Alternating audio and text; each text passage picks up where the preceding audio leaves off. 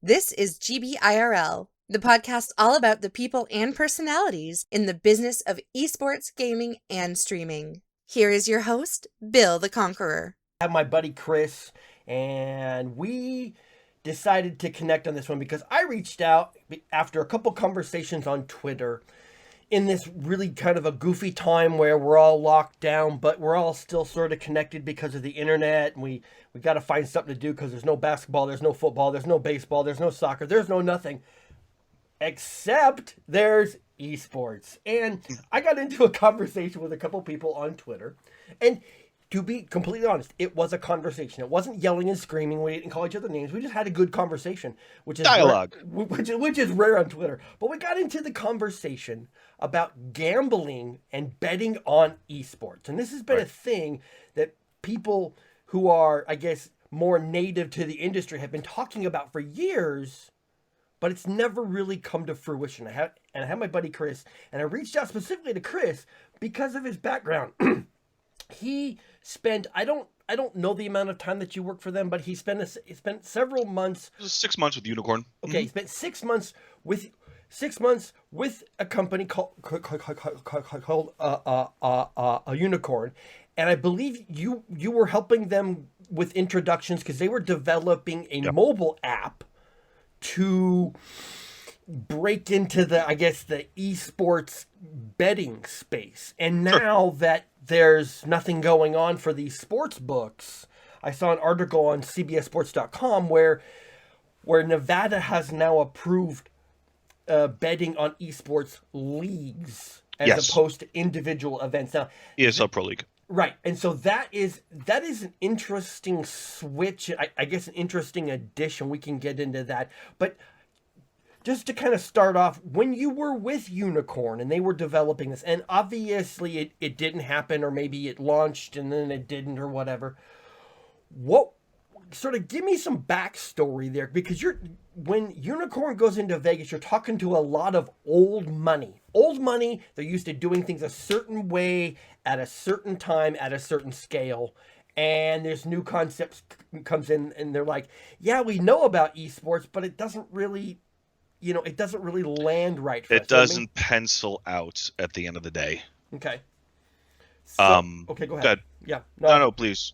You are leading the conversation, sir. So sort of walk me through those conversations that you had, because you know some of these people. You know Sheldon Edelson. You know this guy.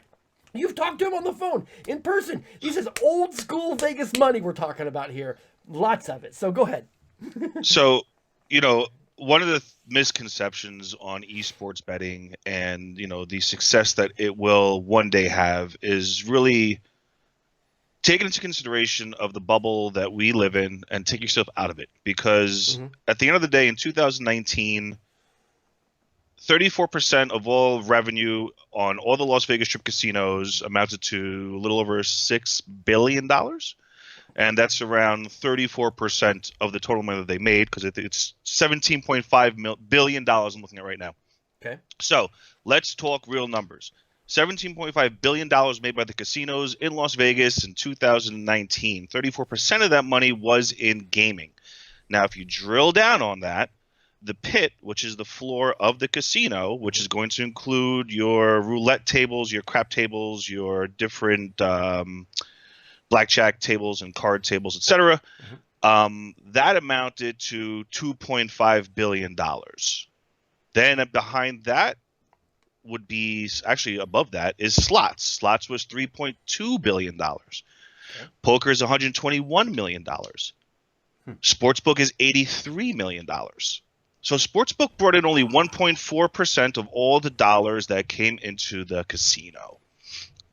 Okay. Keep that in mind, how small that number is, and why you haven't seen this amazing push.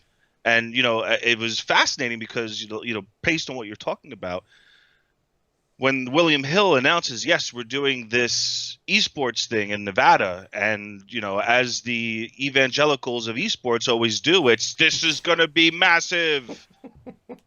Everyone's going to make so much money in Las Vegas. Yeah, no, maybe not. Because if I'm looking right now on Twitter, William Hill is promoting esports betting for Counter-Strike Go right now Mm-hmm. with the same vigor as Ukrainian ping pong, Nicaraguan soccer, and Taiwanese basketball. So, Interesting. Okay. again, we live in our bubble of esports. We see that there's a pathway to success, Right. but we have to look at this realistically. Okay. There's 424,000 people who watch an average NHL hockey game, Okay. just regular season. Mm-hmm. This past weekend, how many people were watching Counter-Strike Go? It wasn't a major game, right? It wasn't a huge tournament. It was just a regular season game. Right. Maybe 50,000. So, it's just scale. It's just I want to always bring perspective to this, and I want to do it from the perspective that I am not Dr. Doom. Mm-hmm. I am not Negative Nancy. Right. I am just trying to say, let's look at the numbers realistically and build a pathway to get to what we all believe can happen. But let's do it realistically, because for the past, I don't know how many years now, 10 plus years, it's Mm-hmm. been Dota, League of Legends, CSGO, recently, although many of us didn't really believe in it, Overwatch. But today everyone's talking about fucking NASCAR. Yeah. Suddenly NASCAR is the golden calf that's going to come to save esports, and it's fascinating because maybe it's not the right thing, but it's what's happening right now.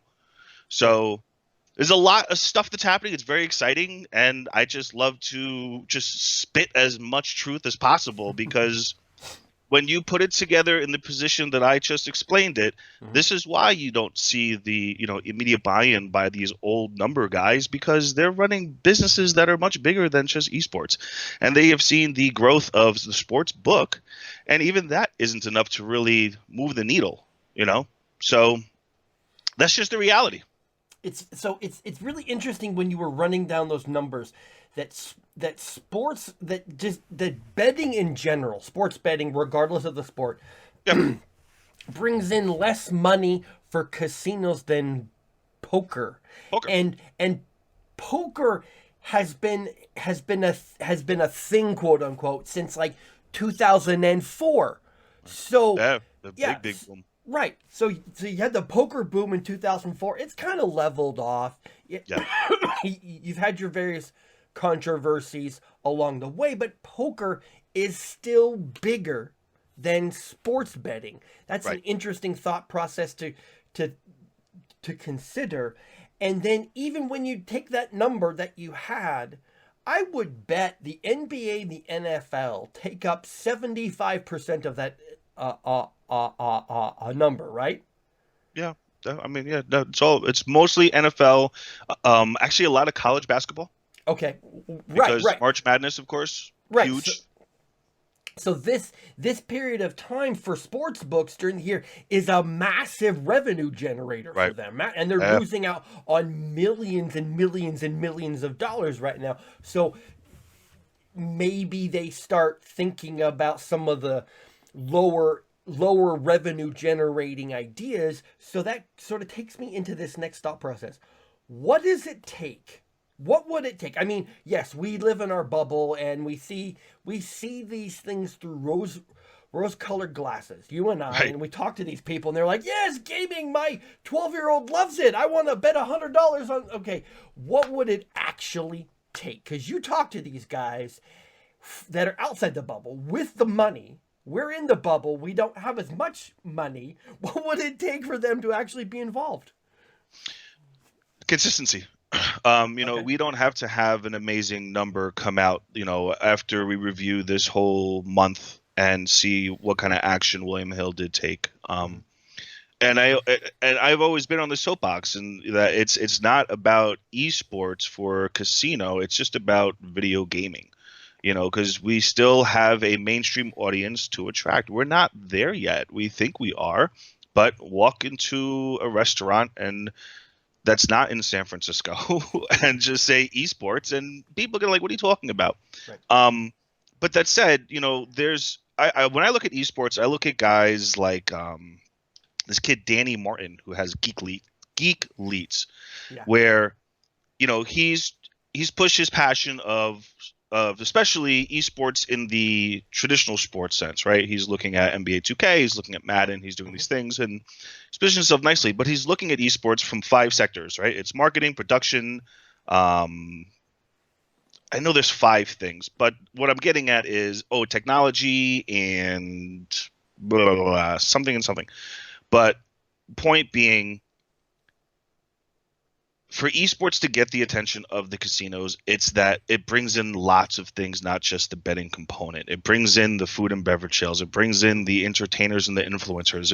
It has to cover all the facets to make it entertaining to all. When the reason why you have the Oakland Raiders coming to Vegas is, not just because it's going to fill the seats during the games on Sundays, it's also going to fill the casinos for 3 to 5 days leading up to the game and after the game. They're going to spend money on food and drink in their other places, and this is the reason why Las Vegas has embraced Evo so much, because when they do come into town, it's 3 days or so. But I always go back to when we had DreamHack Vegas maybe 3 years ago, and it was crickets. So for the casinos to get behind this, it's capture an audience that wants to do things outside of just the esports event.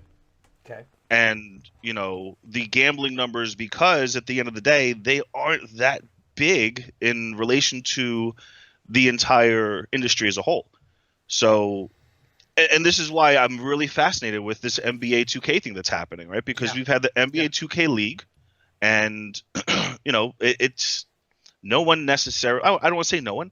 There are people who cared, but the numbers didn't translate to it being a success on Twitch by any means. But they kept putting money into it, and now there's an opportunity, right? Now, adapt, right? Right. Let's see something different and attack it, because now that steps up the entire playing field for all esports, in my opinion. But how well will it do? Because now we're watching NBA players, average execution in an NBA video game, but that might be what opens the doors for a hardcore esports, athlete per se. So, not going to poo-poo it. Let's just see what happens. So, okay, so it's great that you brought that up, because I was just thinking along those same lines. The NBA commissioner has really pushed the NBA 2K League. He's very forward thinking in this process, and he's connected these 2K teams to the individual NBA teams.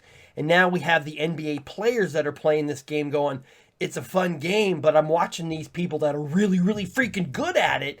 And it's like, wow, this game's a lot harder than I thought it would. So basically, we're getting like the third-party verification of, nice. I like that. People who actually play basketball professionally in real life are looking at some of these gamers going, wow, this is actually harder, a lot harder than it looks. So I always think that we try to apply technology solutions to problems with people. And that's, I think, what we have here is that we have a people problem. No, 100%. Right. And because I've talked to different people about what it would take to expand esports betting, because it's already done overseas, and it's not where we think it will be, but it's definitely further along, of course, in the development process, trial and error and rework, and trial and error and rework. So I guess in the end, what this actually boils down to for us, people like you and me, and people who talk to others, is that we get down to the core issue of being good at something, regardless of what it is. Gaming, art, writing, professional basketball is hard.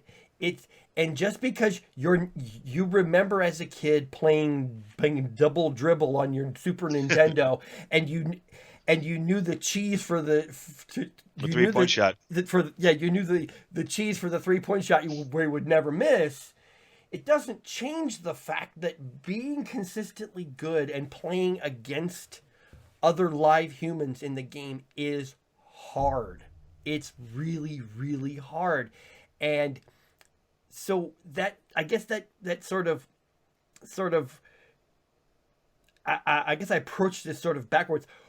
So what have we done so far that has actually worked in this? Because it seems like you and I. Oh, it's easy. Go ahead. Go ahead. No, it's easy. I mean, it's just capture what the North American audiences want, because it just goes back to Fortnite, right? Like the thing that NBA 2K is doing this weekend is no different than what Fortnite did with the Invitationals, right? Marshmello, the DJ, was playing Fortnite. Right. Great. You opened up the audience. You opened up the game to things that outside audiences can touch, feel, and understand. So, it's really the thing that's fascinating to me is have the utmost respect for all these OGs in the esports world. But, you can't necessarily put a square peg through a circle hole, right? It's just, right. If people don't want Dota in a mainstream market or audience, then they don't want it right now. So what are you going to do to introduce it to them? And now, because in this crazy COVID-19 scenario where, hey, this is an opportunity where people are saying, well, what is there for me to do? Great. Right. Like, let them discover Dota 2 or CSGO right now, and maybe there will be some more interest. I mean, there is definitely going to be. This is a huge step for Counter-Strike Go, because it has been a challenge to get Counter-Strike Go events here in Vegas. However, the fact that Ukrainian ping pong and Nicaraguan soccer is being discussed on William Hill and in sports books, then maybe esports will show that, hey, we do a lot better than that. Okay. But what's worked in the past has always been, I mean, I'll tell you, in 2005, when I first moved to Vegas, I did the nightclub scene in New York. That was what I was very familiar with. I come to Vegas and I'm like, oh, look, a nightclub in Las Vegas. Oh, wow. It's Kim Kardashian, who's hosting a Fallout New Vegas party at Tao nightclub. That makes no sense, but it's video games, so I'm going to go check it out. And, it was a thing. It didn't make much sense to most people in there. I was happy. It was video games. Right. But, you didn't see that again. But now here we are today, where video games is just so mainstream. You can do these events. I mean, look, we talk about esports, and I always talk about everything outside of esports, because I'm still in this evolution thought process. But look at what Twitch did this weekend, right? You had every DJ who couldn't do a party DJing on Instagram Live, right? Mm-hmm. People are using technology to find people. Twitch did their whatever that relief concert fund was and raised, $2.9 million, where they put a bunch of artists and people on Twitch. And I was surprised still how many people in my circle didn't know what Twitch still was, and didn't realize that Twitch could be something outside of just video games. And I'm just like, yeah, just chatting is huge. You know, there's lots of things that can be done. So it's technology that we have for esports, and that's why I was kind of leading the witness with Danny Martin over at Geek Leets, how he's trying to integrate all of this technology and marketing, and we have a hell of a sandbox that we can translate to other things. Yes. And then we can bring those people back into our sandbox and show them all the other stuff that we play with as well, i.e. Dota, League of Legends, Overwatch, maybe, whatever. That's my roundabout way of explaining it. Right. And it's finding enough common interest, I guess is the right term, common interest to bring enough of these different tribes together, because we all, everybody, and I mean everybody, and I say that multiple times, because we all have the common background of gaming. We all played video games. Everybody my age and younger played video games, whether it was on the Atari 2600 or the Activision or ColecoVision or every evolution of every console ever. Every generation. Right. So this really boils down to getting through the perceptions and the misconceptions, because people will latch on to the one or two or three bad things that have happened. Freaking Gamergate, that I am waiting. I'm absolutely waiting for somebody to rehash that disaster and just totally take everything out of context. And so, okay, so Here's an honest question. I think I know the answer, but I don't. Are we still a full generation? Are we still a full generation away from this thing actually turning into something more than just, oh yeah, there was this one event where some people watched?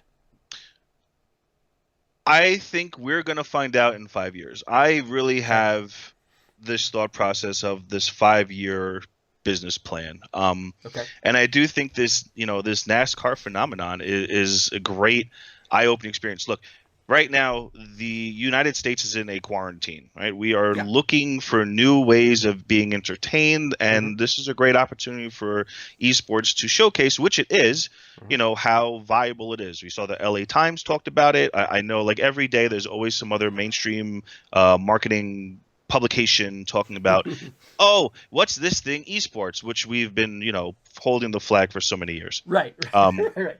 The safe bet is to say yes, it's generational, right? Like my son and this, those younger than I'm 42 years old, so those younger than me who really did grow up with their phone in their hand, that's the play, right? It's we talk about gaming, and we're also talking about mobile gaming. So when I look at esports as we have seen it developed, and I go back again to the CSGOs, the League of Legends, those numbers are massive, but they're not massive in the United States.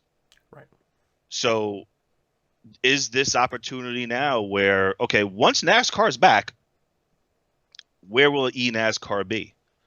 And now did we find this new technologically savvy sports fan to say, oh, well, that's gone. Well, what's this? And translates that over to maybe it's Modern Warfare, right? I mean, Call of Duty is kind of popular right now. I'm sure lots of people are playing it. Yes. So could that be 5 years from now? Perhaps, especially because of this very strange time where there's a lot of people just at home and looking for new entertainment options. And esports and video games will probably be that, right? Like your internet usage is through the roof. It's not just Zoom. It's people playing video games. Right. And maybe there are people who say, hey, I want to get better at this game. Let me watch someone who is better. And now they do know that there's this esports thing to watch. Right. And hey, Dota's a free game. Let's go download this and check it out. And we may be seeing a very large influx of new gamers and players who, I know I'm doing that right now. I'm a fighting game guy. I'm playing a lot of RPGs right now to kill time.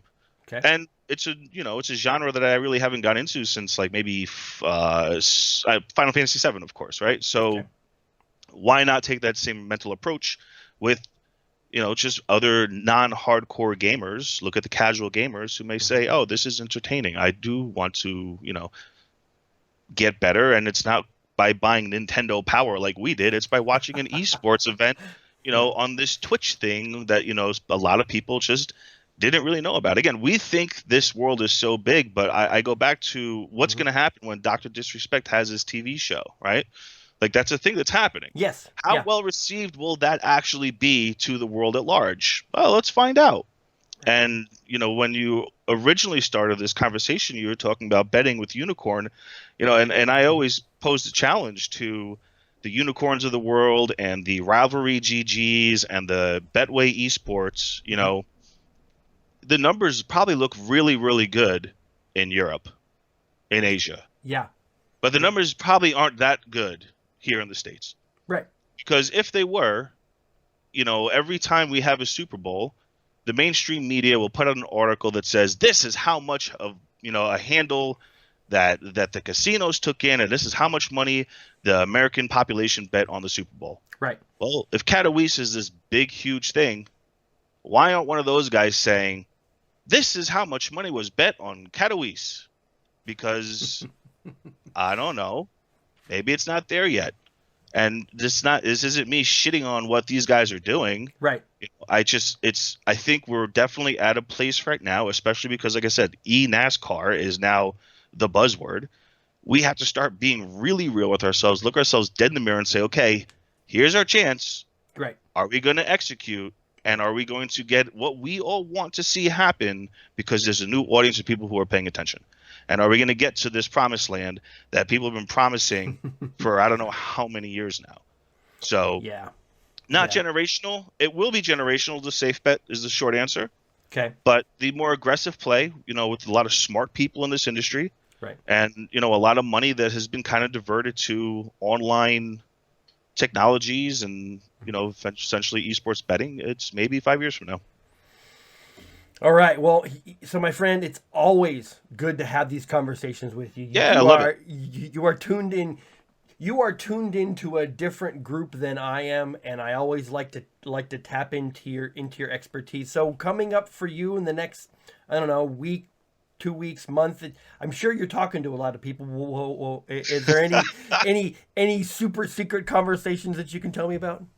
Look, the only thing I can tell you is Vegas is on lockdown, and we're taking this very seriously, and I'm glad we are. And I'm really, I'm genuinely locked in and waiting for the opportunity to introduce people back to Las Vegas, because it's just not happening. Like, the strip is dead. It's eerie how quiet things are. So really, the only talks that I'm having are just, how can we tap into audiences outside of Las Vegas? And, it's these things that we're talking about today. But the nice thing is there's definitely